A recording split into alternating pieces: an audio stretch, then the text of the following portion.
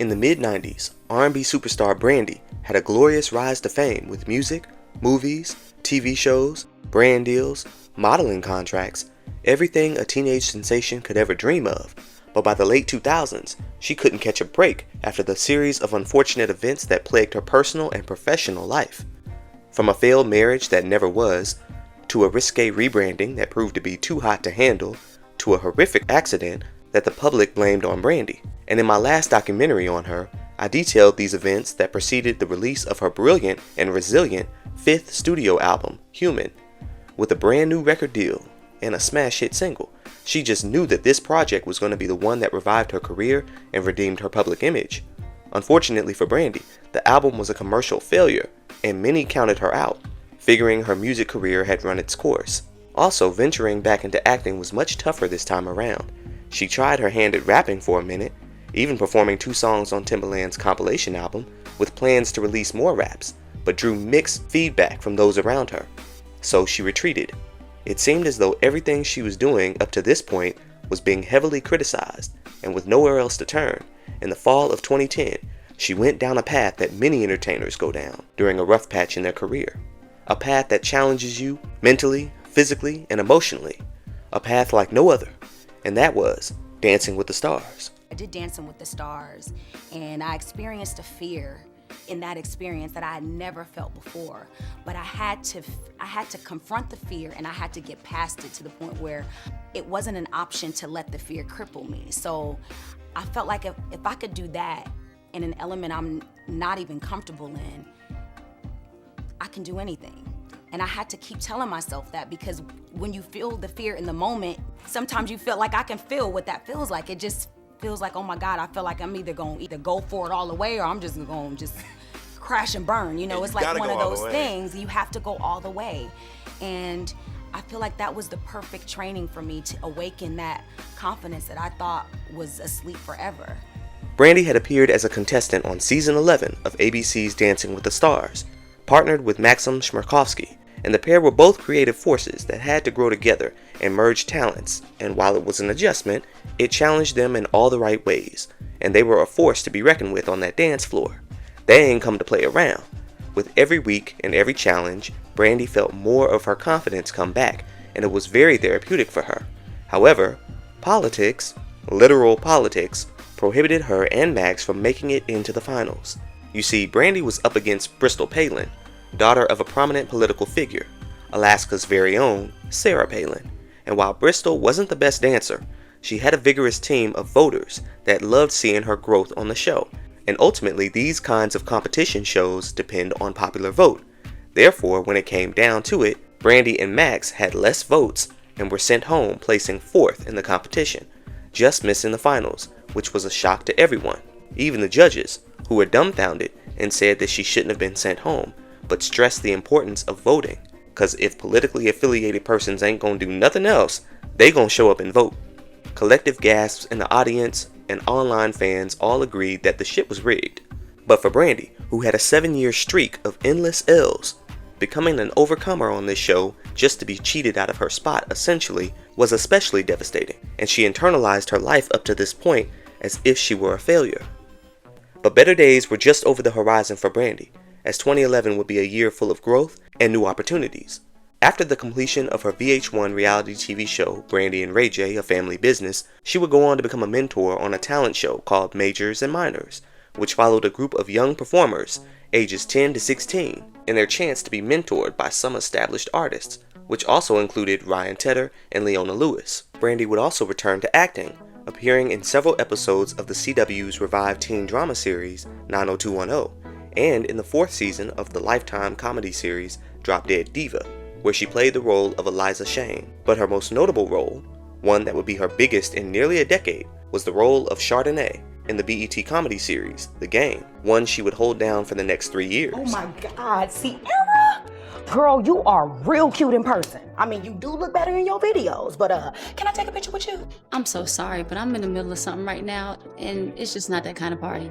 Oh, you just lost one. Now, Brandy played this role so well that people started nicknaming her Chardonnay in real life, which was actually kind of neat, because actual brandy is a spirit distilled from wine. while Chardonnay is the grape from which the wine is made, or the wine itself. So Brandy comes from Chardonnay, and Chardonnay came from Brandy. Okay then. Also, I think Chardonnay was one of the nicknames of the ladies who were competing for Brandy's brother, Ray J, on his reality TV show For the Love of Ray J. Correct me if I'm wrong, but I'm not. Now, 2011 was a busy year for Brandy, who had also signed a brand new record deal. Well, a joint record deal, with RCA Records and producer Breon Prescott's Chameleon Records, in preparation for her official return to music, and this time was even more serious than the last time. With all of the losses Brandy had taken, she felt it was now or never. I've gone through some things that I haven't yet sang about, from the struggles since the accident, the breakup with my ex-fiance, and then Human, not performing well at all. And then to be cheated out of Dancing with the Stars. It's like failure after failure after failure. This is my last opportunity. I'm bringing everything I got, everything I have, to this project. I honestly feel like, and I'm not trying to get emotional, but I really feel like this is my last chance. And we gotta kill it. Like, this is time away from my daughter. She planned ahead a documentary called On My Own, narrated by Brandy herself. The film was set to follow her struggles in music, motherhood, divorce, and the car crash, all the while taking fans on a front row seat journey as she hits the studio for her 6th album. But in the end, there would be no documentary, and much like the last record, another tragedy would be looming right around the corner, one that would inspire the theme of this next album. At the top of 2012, Brandy reteamed with Monica for their first duet since their Grammy Award-winning smash duet, The Boy Is Mine, 14 years prior, which ironically was the only Grammy that either of them had. This new joint called It All Belongs to Me was inspired by the fans who longed for the two to reunite. What sparked the new duet between Monica and I was the fans. The fans really wanted us to take a shot at another duet. And I think that just for what her and I have done so far, in the past, I think they remember that and they want to see if we could recreate a little bit of that. And just like The Boy Is Mine, this new single would be in promotion of both Monica's upcoming album, New Life, and for Brandy's upcoming album, which was still untitled, although this time around the pair would record a different version of the song for each woman's project. The pair would announce a triumphant reunion to take place at Clive Davis's pre-Grammy party. The pair were excited, though Brandy felt a little nervous getting back out there, but the rehearsal footage revealed a nice chemistry and great vocal performances from the two. They were also set to perform The Boy Is Mine, which would be the second time they ever performed the song together, live, after their infamous performance at the 1998 VMAs, where an alleged altercation took place between the two just moments before the actual performance.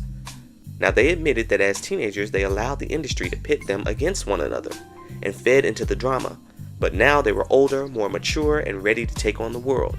They did a few press interviews alongside Clive Davis on Thursday, February 9th of 2012. In between interviews, a surprise guest showed up, one of their idols, Whitney Houston.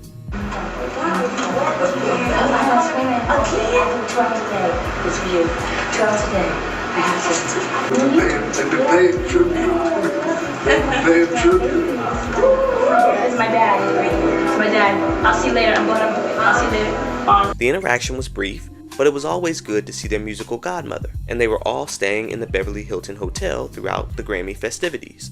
But on the afternoon of Saturday, February 11th, 2012, which was Brandy's 33rd birthday, Whitney Houston would be found unresponsive and submerged in the bathtub of her hotel suite. Beverly Hills paramedics arrived at about 3:30 p.m. and attempted to perform CPR, but it was too late, and Whitney was pronounced deceased at 3:55 p.m. Now, her exact cause of death would not be known for some time, though local police said that there were no obvious signs of criminal intent, and a month later, the LA County Coroner's Office listed her death as being caused by drowning and the effects of heart disease, along with the use of coke. The manner of death was listed as an accident. Brandy and Monica were together when they got the call. Devastated, they were far too distraught to perform that night. Whitney was someone that Brandy had idolized since childhood and was overjoyed when she first met her, and when she got to star alongside her in the remake of Cinderella. Monica got her first record deal after singing a cover of Whitney's hit, Greatest Love of All. And as I covered in my Monica documentary, Whitney was a source of comfort for Monica in her darkest hours. And over the years, Both women had been extremely close to Whitney, so it was a godsend that in this moment they had each other to hold on to for emotional support. Divine timing for sure.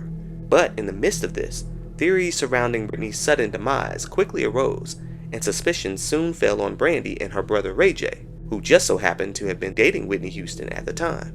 Now I'm digressing just a bit, but stick with me because this part's important. Now before Whitney passed, both she and Ray J denied the rumors about them being an on-again, off-again item, and the rumors had been running rampant for quite a while after her death. Whitney's relatives and even Brandy herself said that the two weren't dating, but others in their circle claimed that if Ray J wasn't her boyfriend, then he was her runner, meaning that he was supplying her with substances. Either way, it looked bad. Now Ray J only recently, like this past summer, finally confirmed that they were in fact dating, and that they had planned to make their relationship official that weekend, according to his recent interview on Cam Newton's podcast. Well, when Whitney's body was found unconscious in the tub, her bodyguard named Ray Watson was the one who discovered her. But what the media heard was Ray discovered her. And putting two and two together, everyone assumed that the Ray in question was Ray J, and ran with the story.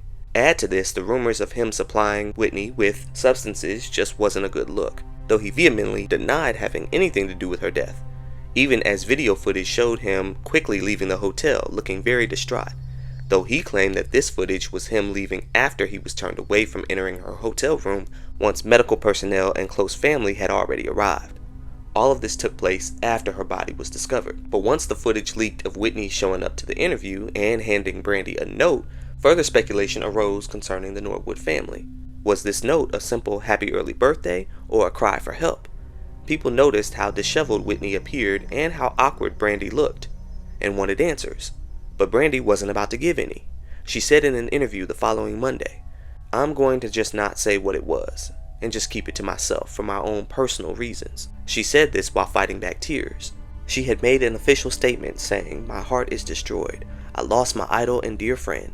My prayers go out to Whitney's family and her millions of fans around the world. Whitney, the greatest voice of all time, you are my angel, and I will always and forever love you." And to this day, she's never revealed what the note said, despite popular demand. And theories that she may know more about Whitney's death, or might possibly be involved, still circulate the interwebs. Meanwhile, she knew she wanted to dedicate her new album to Whitney, tying the personal connection of her birth date and Whitney's death date.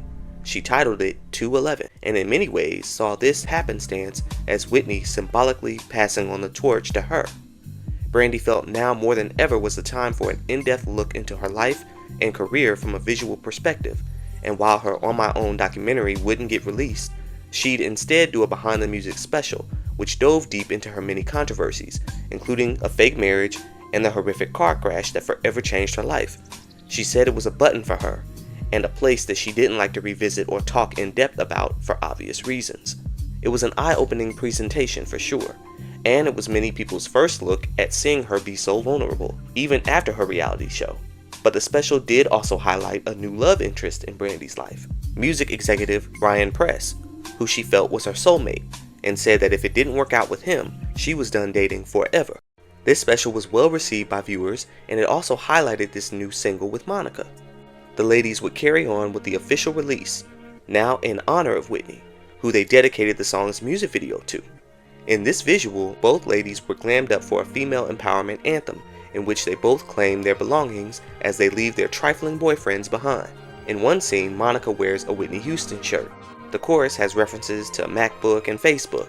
The theme of the song drew several comparisons to Beyoncé's single Irreplaceable, and while it was amazing seeing both ladies together in the videos, interviews, and on stages looking right and sounding good, the single itself received generally mixed reviews from contemporary critics, who praised the ladies' vocal performance but were disappointed with the track, feeling that the hype behind it was big and rightfully so, but predicting that the song would not be anywhere as successful or as memorable as The Boy Is Mine. And they were right. The song had a decent little groove and managed to reach number 23 on the US Billboard Hot R&B Hip Hop Songs chart, but overall it was more famous for the names behind it and not so much for the music itself. And looking back on this time in R&B, this song is practically indistinguishable from the Keisha Cole, Tamar Braxton, and K. Michelle bops that would soon dominate the female R&B playlist.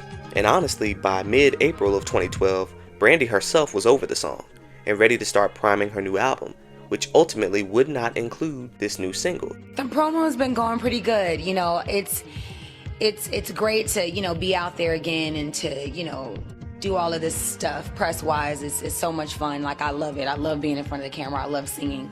But, you know, I miss, you know, my stuff and getting back in the studio and making sure everything with the album is going good. So now I'm pretty much done with my part in the promotion for It All Belongs to Me.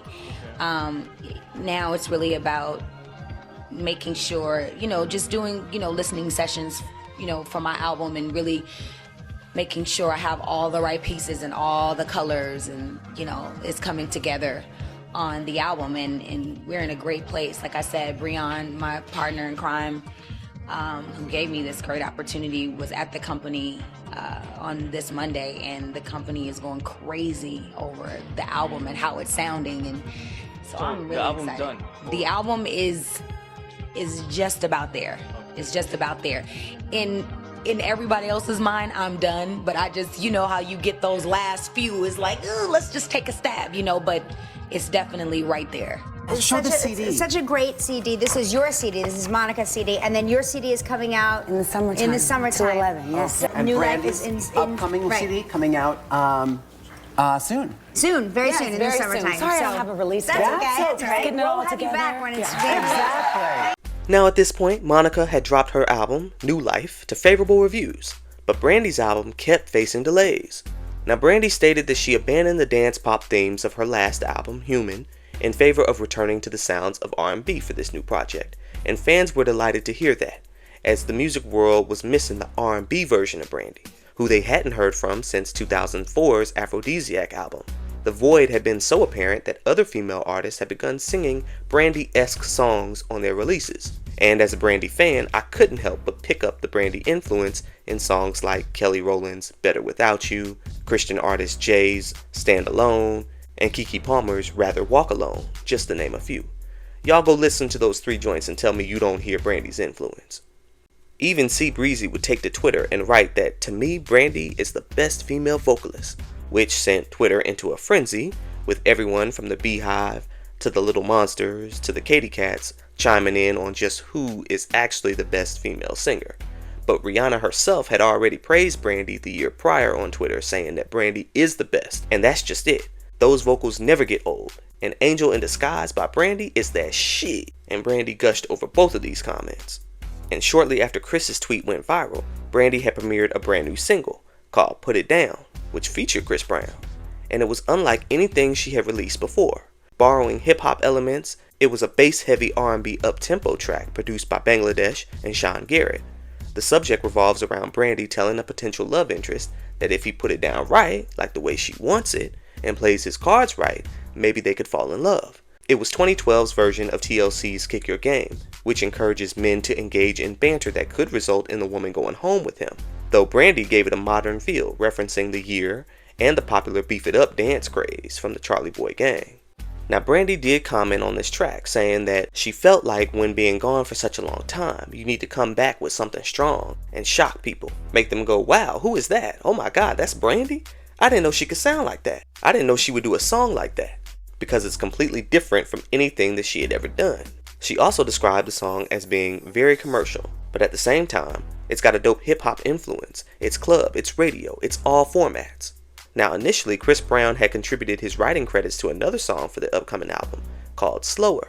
But while listening to Brandy's other songs, he came across her unfinished demo of Put It Down, and loved the record so much, he decided that he was gonna hop on it, but as a rapper, delivering a few creative lines like sipping on that brandy, that liquor comes in handy, girl I know you fancy but this party I'm financing. When Brandy heard this new version with Chris on it, she was ecstatic and said, when I heard it I just thought this is great because he brought a whole new flavor to the record.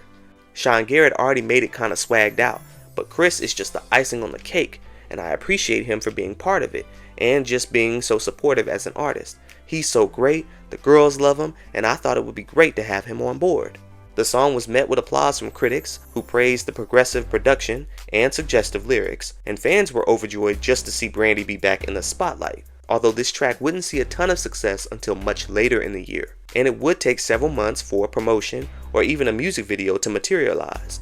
But in the meantime, Brandy would take to the BET stage in June of 2012 for her first performance ever at the BET Awards, mind you, which would be part of a Whitney Houston tribute, singing a melody of I'm Your Baby Tonight and I Wanna Dance With Somebody Who Loves Me.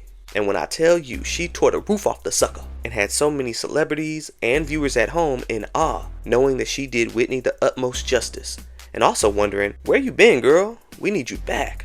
That was my first performance on the BET Awards, so I was scared. I was very, very afraid. I really wanted to make her proud and represent her well, and just do a good job, because I knew I was going to be standing in front of an industry of people that probably doubted that it was even possible for me to get another chance at music. So I really wanted to show them that this is what I was born to do. This is where I need to be, and also not even so much that, but to prove it to myself. Yeah. And just ultimately make her proud and make her smile. After receiving such positive feedback, Brandy pressed forward with promotion for her new single, performing Put It Down for the very first time at the Howard Theater in Washington, D.C. in July. That same month that she and Chris Brown would film the music video in L.A., she reunited with director Hype Williams, with whom she had worked on several videos between the years of 1994 and 1995, while Frank Gatson Jr. served as the video's art director, and Jaquel Knight handled the choreography. Though Brandy was initially nervous about her performance in the video, stating, I was so shy because I'm coming into my own as a performer, so I really wanted to do good. Standing next to Chris, he's so vibrant, like, what am I gonna do standing there next to him? But I practiced really hard, like 2 weeks before Chris practiced. Wait, I'm pretty sure Chris didn't need to practice, but I practiced and I was ready. Chris was not gonna upstage me. I was gonna be right there along with him, shining too. I feel like I held it down a little bit, and I definitely did a lot better when Chris wasn't around because I was so shy. But yo, Brandy did her thing in this video. It starts off with her name in big bold paint splattered letters, a 90s throwback for sure. She also brought back her signature braids, and she also brought modern art to the streets while dancing in front of blue lit industrial backdrops with her merry band of street dancers. The ladies entice a mob of men that forms around them. Chris Brown does his rap verse in front of the paint splattered backdrop, along with some kick-ass dance moves with Brandy throughout the visual. When it came time for the bridge, Brandy sang to the camera in front of a light blue backdrop, which drew comparisons to Hype's previous music video for R&B singer Aaliyah's Rock the Boat. Put It Down also came through with that product placement, advertising Sony's Vio notebooks. As the video ends with Chris and Brandy harmonizing, he spells out their names with big splashes of bold colors, a Hype Williams specialty, saying BR to the EE to the ZY for Breezy, and BR to the AN to the DY for Brandy. It had a nice ring to it. The video made its premiere in August on BET's 106 & Park, which Brandy co-hosted the video countdown leading up to her premiere that day. And by September 7th, the music video had reached the top spot on the countdown as it got rave reviews, with critics saying that Brandy is back and looking good, and that she hadn't skipped a beat, with the song fitting right in with the musical climate of the 2010s. The video gave the song a huge boost in popularity, and it would shoot to number 3 on the Hot R&B Hip Hop Songs chart, which was her first top 10 single on the chart in over a decade. She then teamed up with rappers 2 Chainz and Tyga for an official remix, which was also well received, and even rapper Eve released her own remix to Put It Down for her Eve Stylin' Tuesdays series. This song was all over the socials. I remember hearing it everywhere. Now Brandy would have her first televised performance of the song at the 2012 MDA Show of Strength, which was a Labor Day telethon in support of the Muscular Dystrophy Association. And in October, she performed the song on various daytime shows like Good Morning America and Live with Kelly and Michael. The outpour of positive feedback and love was overwhelming for Brandy, who truly thought her career was over and done with. She took to Twitter and wrote, I can't lie, at one point I thought it was over for me in music, but God had another plan. Thank you, Father. Brandy was all the more amped for this upcoming album, which she had worked so hard on and just knew that the world would love. And while this smash hit single had the masses eagerly awaiting her full triumphant return, not everyone was here for Chris Brown's involvement. I heard you got to work with Drake. I haven't yet, but there is a song that Drake has that's amazing that I'm going to record very soon. Cool. Yes. Did you ever record the Drake song that you mentioned? I record the Drake song next week. Next week, yeah. I was supposed to record it a while back, but 40 wanted to be there when I recorded, because usually, if the producer can't be there, I go in and do my own vocals, but he really wanted to be there, and I wanted him to as well. I wanted to really, work with him, so we found a time where we both can be in the studio. So Now, since the beginning of this new era, she had been teasing a new collaboration with Drake, and so many of us Brandy fans were dying to hear such a record. But once Brandy finally revealed the official track list, Drake and 40 were nowhere to be found. Now, back in September of 2012, Wrap Up TV had asked if Brandy had ever got around to recording with Drake, and she replied, "That never happened," which I'm kind of bummed about because I really wanted to work with 40 and Drake. James Fauntleroy wrote such a beautiful song, but it didn't work out for whatever reason. Scheduling or politics, I'm not sure. I see myself working with Drake and 40, and I already have a great relationship with James, so if it doesn't pan out for this album, I know it will in the future because I see it so vividly. It's just so clear. I love those guys. A perfect media train response indeed. However, if you ask me, I think it had everything to do with the ongoing beef between Drake and Chris Brown that was just starting in 2012 and would last for years to come. Allegedly, they had tensions brewing over Rihanna, and things got heated in June of 2012 when Drake and Chris Brown's entourages were involved in a violent brawl at the WIP nightclub in New York City, which started over a confrontation at their respective tables. The fight, which involved bottle throwing, resulted in several injuries, and though legally both artists later downplayed their connection and distanced themselves from the incident, the tension spilled over into the music. Drake would use unreleased Aaliyah vocals to throw jabs at Chris Brown for selling under $150,000 on his brand new Fortune album. Chris would then take unreleased Aaliyah vocals that Drake had planned on using for a posthumous Aaliyah album to put out his own single called Don't Think They Know. It was just a whole mess at the time. And with Brandy having such a comeback hit with Breezy, who also wrote other material for her new album, in Drake's eyes, I'm sure he saw it as her picking a side without knowing that she was picking a side. And thus, him and 40 would shift their focus to other artists. But that's just my theory on the matter. Now, years later, Drake would sample Brandy on his 2016 song Fire and Desire, a fan favorite of his, but by 2020, B-Rocka would take to social media to say that an official music collaboration with Drake was long overdue. Somebody tell Drake to pull up on me because it's time to do a Drake song. Come on, Drake, what's up? I'm calling you out, fam. I love Drake. People shared her clip throughout all the social media outlets, but nothing happened, and a duet with Brandy and Drake has yet to fully materialize.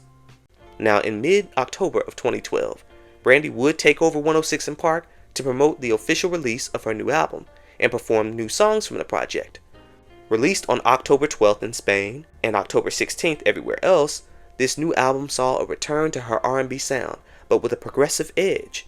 Brandy told Rolling Stone magazine, "I'm reinventing myself and I feel fearless. 211 is more mature, it's gritty, and it's edgy."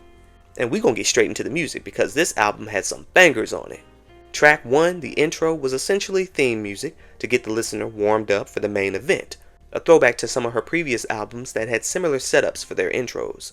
It leads into track 2, Wildest Dreams. Released ahead of the album, it would serve as the official second single, and was a jazzy, mid-tempo R&B ballad, which was inspired by R&B music from the 90s, and has lyrics which speak about the disbelief that throughout it all, she's finally found someone who loves her for who she truly is.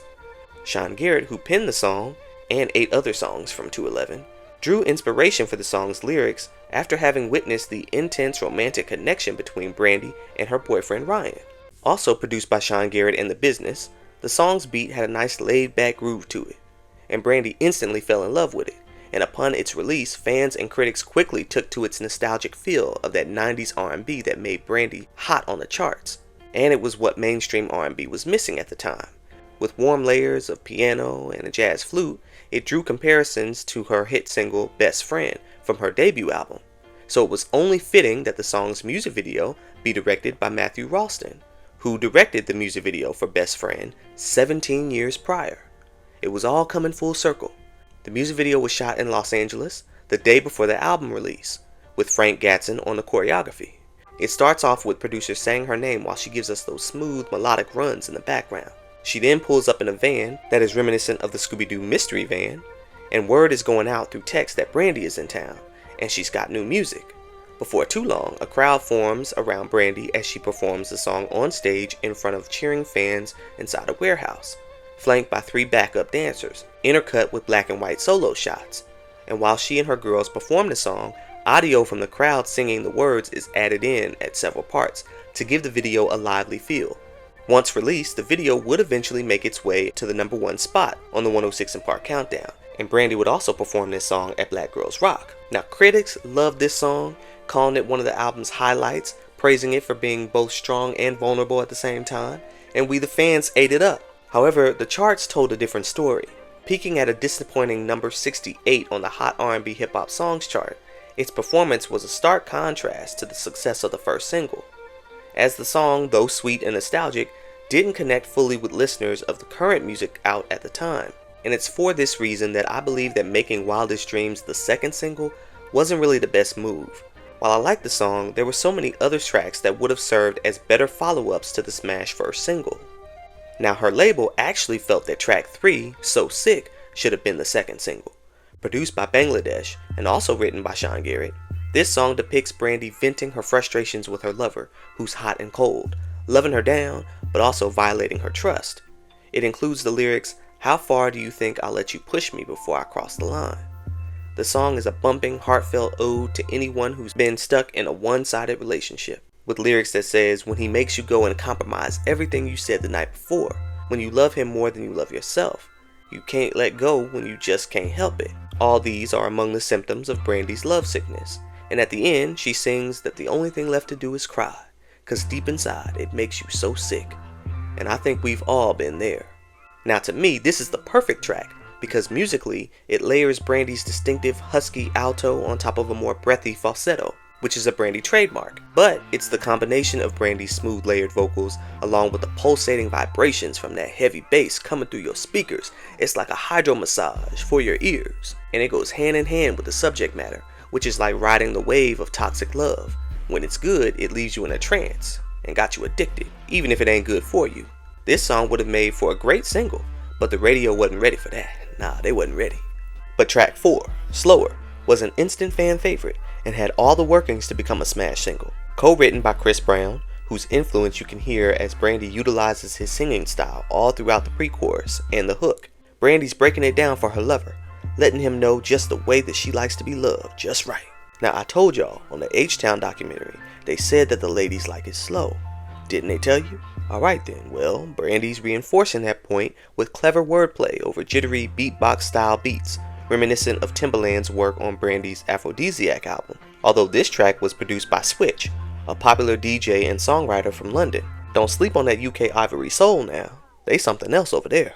But Switch would actually use a sample from a UK band called Stereolab, who were known for their fusion of alternative, electronic, and indie pop. They had a song called Fluorescences, and Switch crafted together a beat over the song's 8-count intro before himself, Brandy, Chris Brown, Seven Streeter, and Breon Prescott all joined forces writing the song. And in the end, this joint turned out to be just as hypnotic as the previous track and would have made for the perfect single to follow up Put It Down. But I think its suggestive lyrics might have prohibited the label from pressing forward with the single's release. Though in reality, the song's only crime was coming in at just 2 minutes and 57 seconds, making it the shortest song on the album aside from the interludes. They could have let that beat ride out just a little bit longer, but aight. Track 5, No Such Thing as Too Late, actually echoes the message of taking it slow, except Brandy's wanting to slow things all the way down with her new lover, stating that when you really love somebody, you can wait, cause there's no such thing as too late. And it's true, when we men find the woman we are considering making our forever woman, we tend to take our time and work our way to that point. Now, I love the different instruments used throughout different parts of the song, each piece uncovering something new. Written and produced by Rico Love, Jim Johnson, and Danny Morris, this track was more pop themed, and it was the closest that she got to sounding like her previous album, Human. Though I'm glad that she embraced this sound, even if it was only on one song, and it still fit cohesively with the rest of the album. Brandy loved the track so much that she actually leaked it ahead of the album and tweeted, "I can't hold out any longer. It's a ballad, but it's got a knock to it." Rico put his foot in this song. He put his heart and soul into it. She then told Wrap Up that she wanted it to be a single, though this would not take place. Track 6, Let Me Go, It's probably the most radio-friendly track on the album aside from Put It Down. With Sean Garrett and Bangladesh on production, this up-tempo party track shows Brandy fiending for her man, singing "You Know How I Get When You Let Me Go," and that just his ways alone make her want to act like she can't remember. She then sings, "If mama saw this side of me, she would be on Twitter saying, you know I ain't raised you that way." Now I know they was having all kinds of fun on this one, and it was built around an a cappella sample of Tonight by Swedish pop singer Lykke Li. And while I think that this would have been a great third single that would have kept the party wave going, Brandy and her label were actually priming track 7, Without You, to be the album's official third single. Lyrically, it depicts Brandy taking accountability for treating her man harshly as a defense mechanism from the pains of past lovers. She sings, "Somewhere along the line, I lost my way, and I made you pay for the mistakes he made, and I'm sorry, baby, cause it shouldn't be that way." She then sings, "I really need you in my life, cause I'm nothing without you." Now, a lot of listeners equated this to their relationship with God, and rightfully so. But what really stood out to critics was her delivery on this one. Brandy was well known for her harmonies and runs, but it was more stripped down production-wise.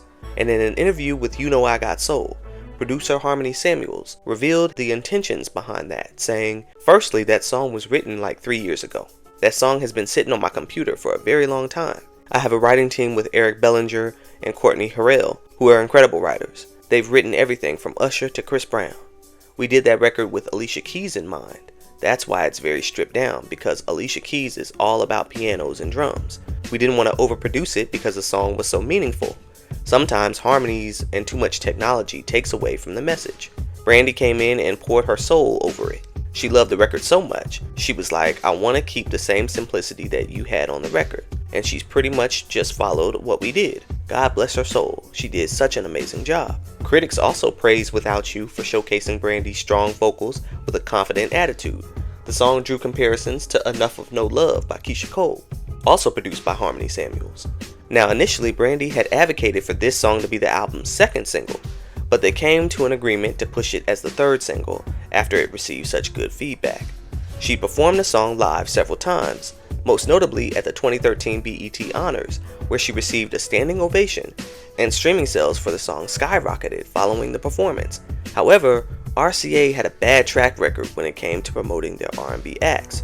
They're infamous for pushing out a few singles before the album release, then not putting any money into promoting an album once it's been released, which unfortunately for Brandy was the exact same thing that happened with her last album on her previous label.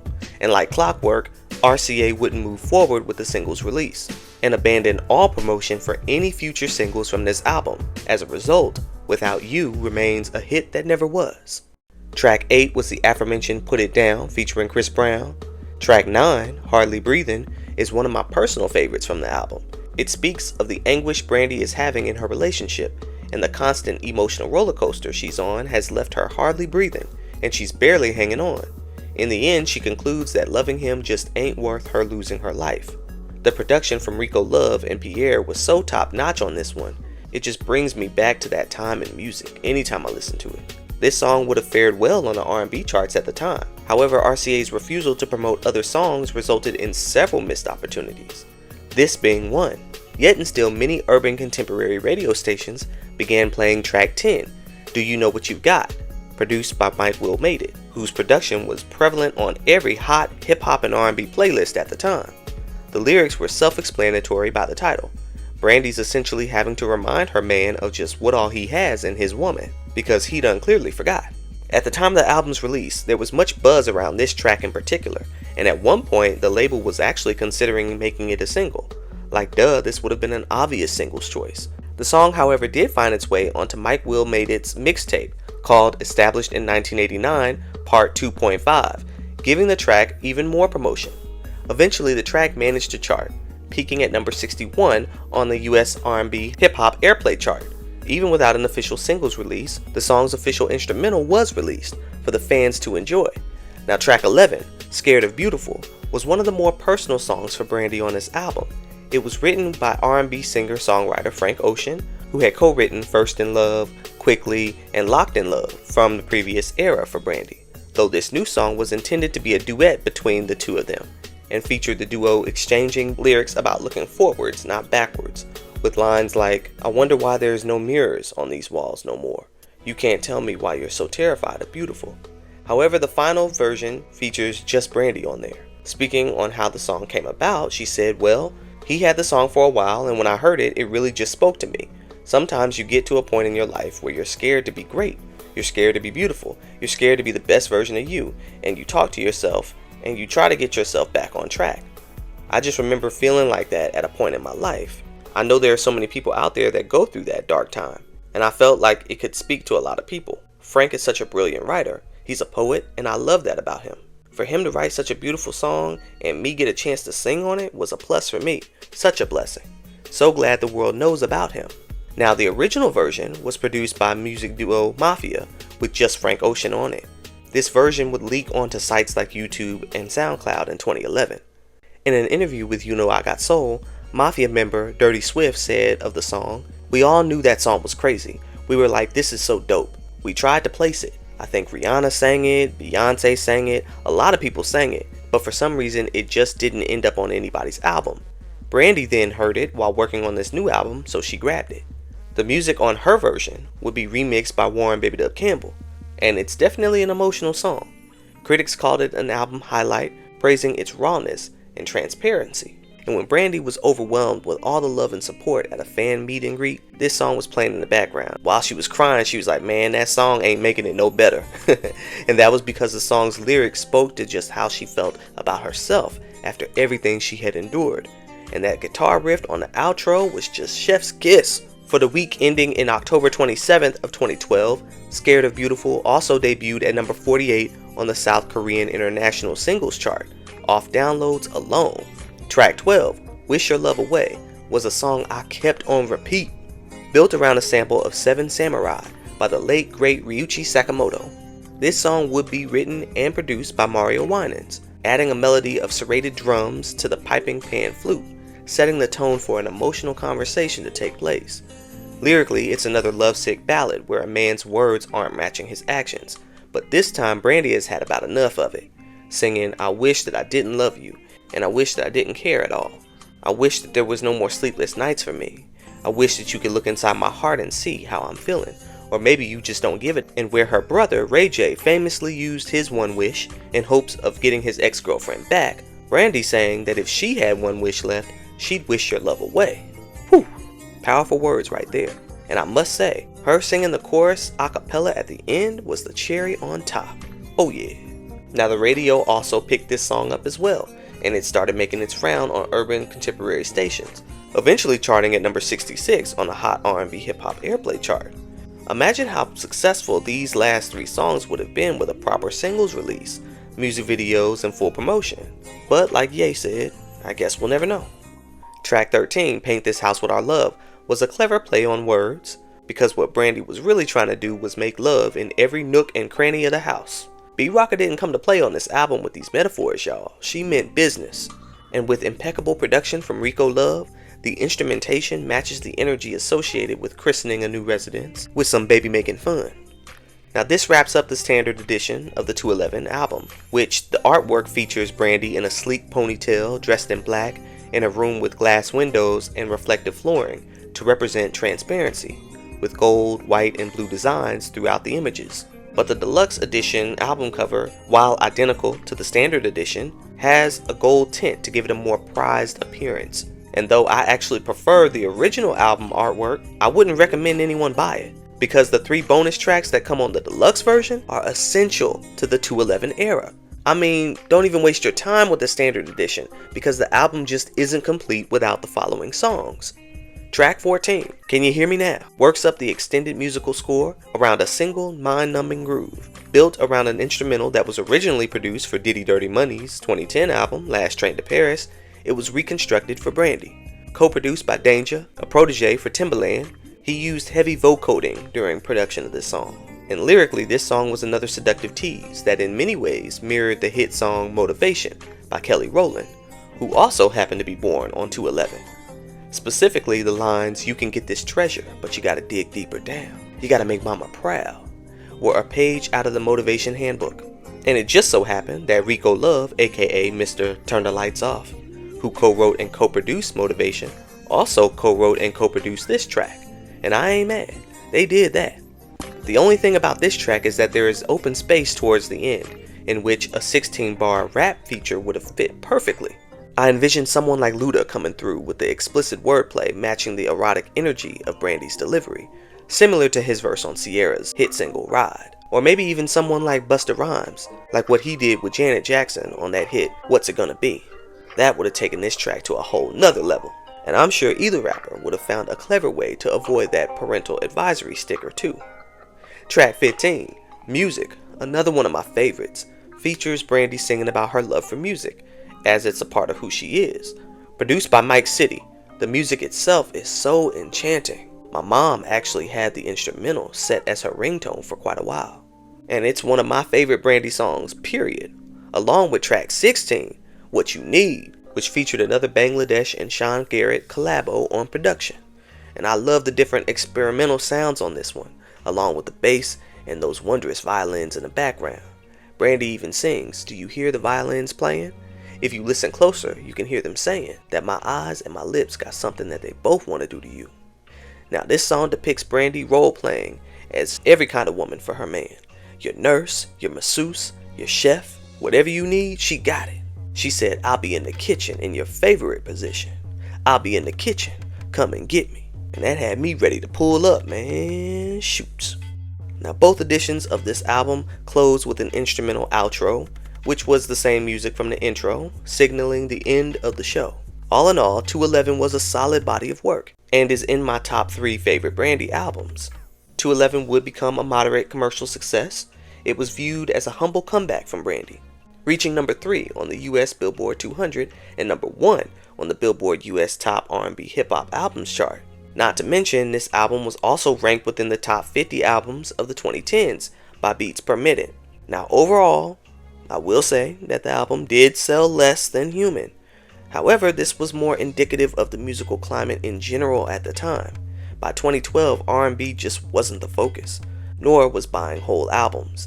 So even though RCA completely dropped the ball with promotion, to the R&B world, Brandy had redeemed herself from the previous 8 years, and things were blossoming in other areas of her life. In November, she announced that she and Ryan had become engaged, which was the perfect bow on top of the passionate music that she made about the beauty of their relationship. She'd also shut down the house on the New Year's stage for her performances of Put It Down and Wildest Dreams. She was still killing it as Chardonnay on The Game, so much so that she eventually won an NAACP Image Award for Outstanding Supporting Actress in a Comedy Series, but not before returning to film, playing the character Melinda in Tyler Perry's drama Temptation, Confessions of a Marriage Counselor, alongside Lance Gross, Vanessa Williams, and her old pal Kim Kardashian, and the film went on to become a moderate box office success. All in all, she felt happy to be back in the spotlight and felt redeemed from her past with the many doors that opened for her. Anything is possible, people. It really is. Like, I thought I had fell off and I was never going to be able to, rejuvenate at one point and really get my creative juices flowing. But, tables turn for me, and it can turn for anybody. And that's what I just want to be an inspiration and let people know, if you think positive, if you have your faith and you work hard, you can really accomplish what you want to. And I have a long way to go.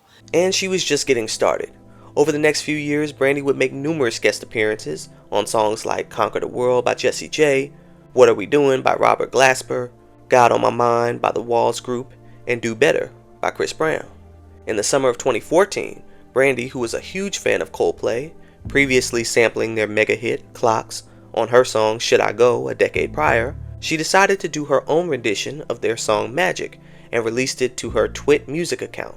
And when I tell you, her version is ethereal and just takes you to another time and place. It quickly garnered much attention and managed to shoot to number 1 on Billboard's trending 140 chart. Okay then, but this song Magic isn't to be confused with another song she did around the same time called Magic with Mystery Skulls and Nile Rodgers that reached number 18 on the dance charts and would later be featured in the Disney movie Magic Camp. 2014 marked an incredible year for Brandy, who not only was inducted as an honorary member of Alpha Kappa Alpha sorority, but also she made guest appearances on VH1's Love and Hip Hop Hollywood and the TV Land sitcom The Soul Man. At the 2014 BET Hip Hop Awards, She reunited with Queen Latifah, MC Lyte, and Yo-Yo to perform the hip-hop remix of her smash 90s hit, I Wanna Be Down, in celebration of the song's 20th anniversary. But with the highs came the lows, as Brandy would call off her engagement with Ryan that same year, which marked the third time that her dreams of walking down the aisle were shattered. 2015 served its own slice of humble pie when Brandy went viral for singing on the subway with no one paying her any mind or recognizing who she was. I'm a New Yorker, and I'm going to get a lot of probably Twitter hate mail for this, but I cannot stand when people are singing on the subway or on buses. It drives me, and even just listening to her doing that, I know she's famous, she's got a beautiful voice, but I was sort of cringing. Now, if we look at Brandy's musical track record, we see that her first 3 albums were released 4 years apart, followed by a 2-year hiatus. Before her last 3 albums, up to this point, were also released 4 years apart. So naturally, around 2016, fans were wondering, okay, are we getting a new Brandy album? And the answer would be no. See, unlike the last era, where she left her Epic record label, this time around, Brandy ended up filing a lawsuit against her Chameleon Entertainment label, claiming that they blocked her from recording new music. She also claims that the label's refusal to let her record music is an attempt to get her to sign a new recording contract. She told Billboard, "I'm as free as a bird in my mind, but on paper it looks like I'm a slave, and I'm not a slave. The kind of deal I'm signed to should be criminal to any artist." She also sought out $1 million in damages, stating that the label was not adequately funding her albums and was trying to take income from her other ventures, such as acting and concerts. Fans would rally around and start an online petition calling for Chameleon Entertainment to free Brandy, stating that they were keeping her bound by a bully clause listed within her contract. The case would eventually land in Superior Court, and when it was all said and done, we wouldn't get another Brandy album until 4 more years later, on 2020's B7. So y'all already know to be on the lookout for that documentary, cause you know I gotta get into that era. But for now, this is Justified by Jury. Y'all know how to hit that like, and y'all know how to hit that subscribe. If you want to, do so. And I'ma catch y'all in the next video. Hey, go ahead, turn on that notification bell if you haven't already, cause we got it coming. Alright, y'all need to be on standby. Y'all need to be ready to catch them. When I throw these docs at y'all, I gotta be ready to catch them. Okay? Oh, and by the way, y'all let me know what your favorite song was from the 211 era. And I also want you to tell me your top 3 singles choices from this album. Which singles would you have picked, and in what order would you have placed them? There were so many good options and so many different possibilities. Chameleon and RCA dropped the ball big time.